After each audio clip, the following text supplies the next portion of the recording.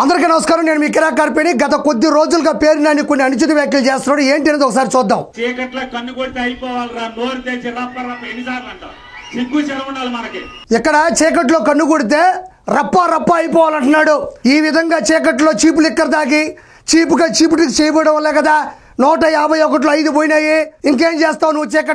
చీకట్లో ఉండి గ్రావెల్ ఎత్తియడం వల్లే, చీకట్లో మైన్స్ ఎత్తియడం వల్లే, ఇసుక ఎత్తియడం వల్లే, చీకట్లో రేషన్ బియ్యం ఎత్తియడం వల్లే కదా మనకి ఈ గది పట్టింది.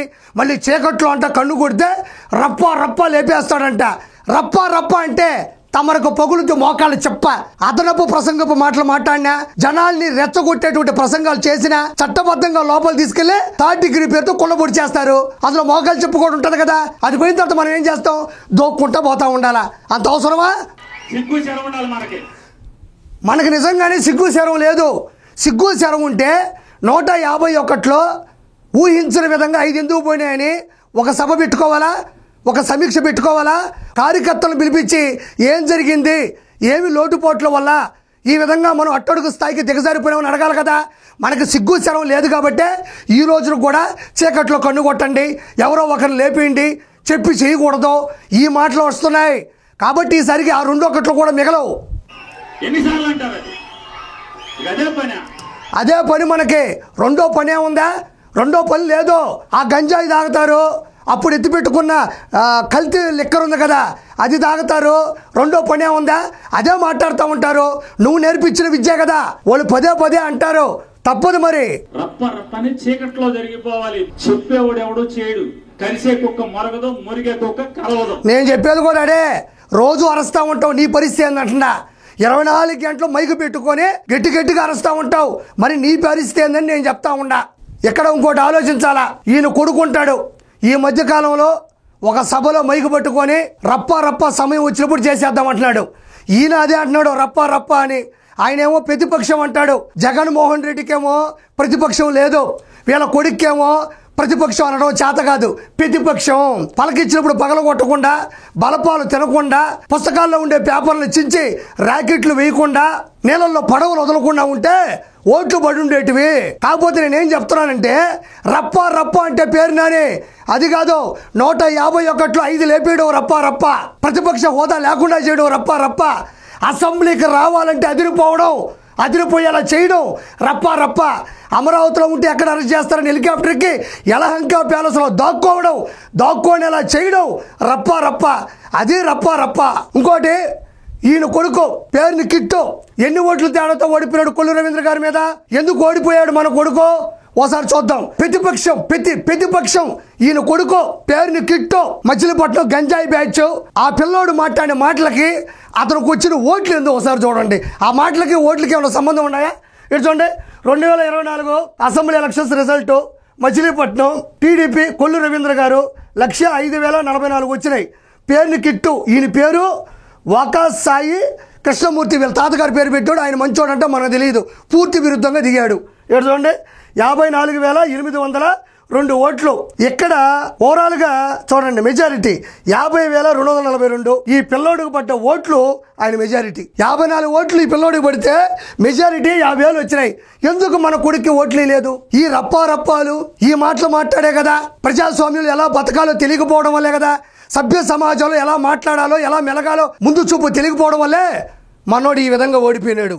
ఎందుకు ఓడిపోయాడు? సమీక్ష పెట్టుకోవాలా. ఎందుకు చేదర కొట్టారు?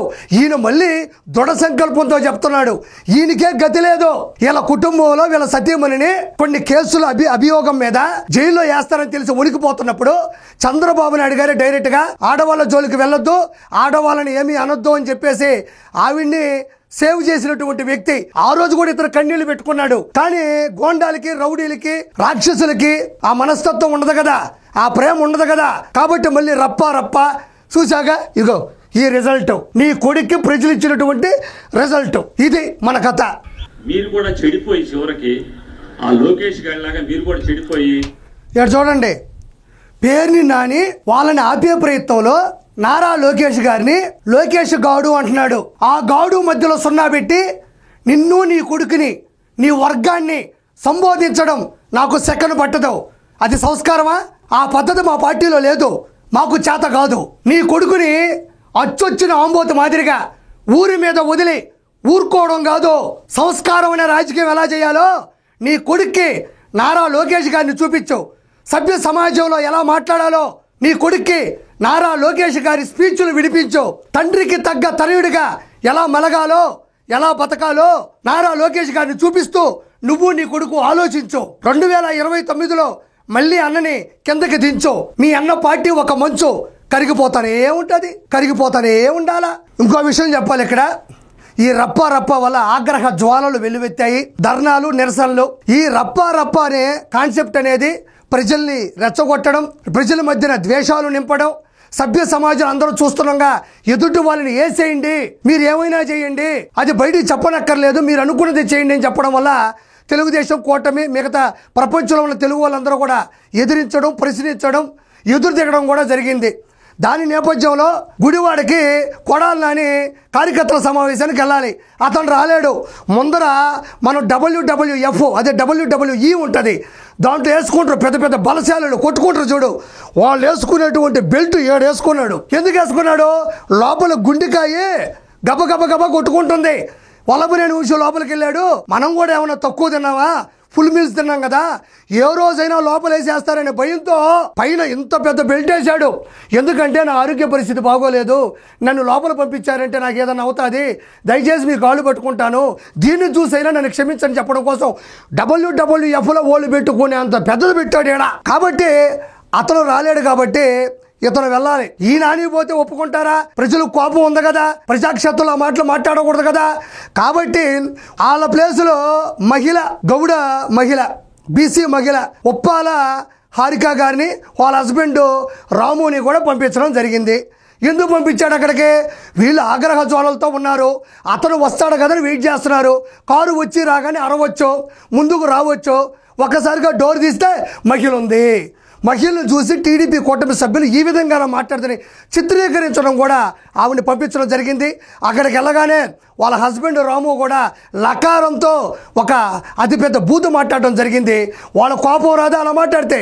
వెనక కారు అద్దం మీద ఒక రాయేసి పగలగొట్టడం జరిగింది తప్ప తల మీద వేయలేదు, వాళ్ళ ఒంటి మీద కూడా వేయలేదు. ఇది జరిగింది. దీనికి మళ్ళీ పేరు నాని చేసేటువంటి వైభోగం ఏంటో ఒకసారి చూడండి. దాని స్టేట్ వైడ్ ఇష్యూ కింద బీసీ లేడీ మీద అటాక్ చేశారు. తెలుగుదేశం ఎమ్మెల్యే గోండాలో ఎమ్మెల్యే డైరెక్షన్ పైనుంచి లోకేష్ డైరెక్షన్ కొంచెం గట్టిగా స్టేట్ వైడ్గా అందరితో మాట్లాడించుకొని చేస్తూ బాగుంటుంది. బీసీ లేడీ గౌడ క్యాస్ట్ అందరితో ఇక్కడ పేరు నాని సజ్జల రామకృష్ణారెడ్డితో మాట్లాడుతున్నాడు. ఆ సలహాదారుడు వైఎస్ఆర్సీపీని సర్వనాశనం చేసిన సలహాదారుడితో కింద తొత్తు మాట్లాడుతూ ఉన్నాడు. ఏమని మాట్లాడుతున్నాడంటే ఇక్కడ ఇంకోటి గమనించాలా, ప్రపంచంలో ఉండేటటువంటి సమస్యలన్నింటినీ కూడా తీర్చగలిగిన వ్యక్తి, తీర్చిదిద్దగలిగిన వ్యక్తి, సర్ది పెట్టగలిగిన వ్యక్తి, సర్దుకోగలిగిన వ్యక్తి, పార్టీతో సహా ఇతను తలకాయ ఇలా పట్టుకొని సజ్జల రామకృష్ణారెడ్డితో మాట్లాడుతున్నాడు. ఇక్కడ బీసీ మహిళ ఆవిడ గౌడ, ఆవిడ మీద ఏమో చేసేశారు, పైన పడిపోయారు, చంపేపోయారు అని క్రియేట్ చేసి అందులో వీడియోలు కూడా ఉన్నాయి కాబట్టి వీటికి సింక్ చేసి మీరు కానీ జగన్మోహన్ రెడ్డికి కానీ చెప్పగలిగితే దీన్ని నారా లోకేష్ లోకల్గా ఉండే ఎమ్మెల్యేలందరూ కూడా చేసేశారని చేస్తే మనకేమన్నా ఉపయోగం ఉంటుందా? అది నేను చెప్తే అవ్వదు.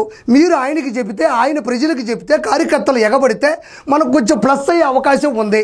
రెండోది, నేను అత్యద్భుతమైనటువంటి ఒక లొసుగుని పట్టేశాను, ఒక అద్భుతమైన ఆలోచనని మీకు ఇస్తున్నాను కాబట్టి ఇమ్మీడియట్ దీన్ని చేయండి అన్నాడు.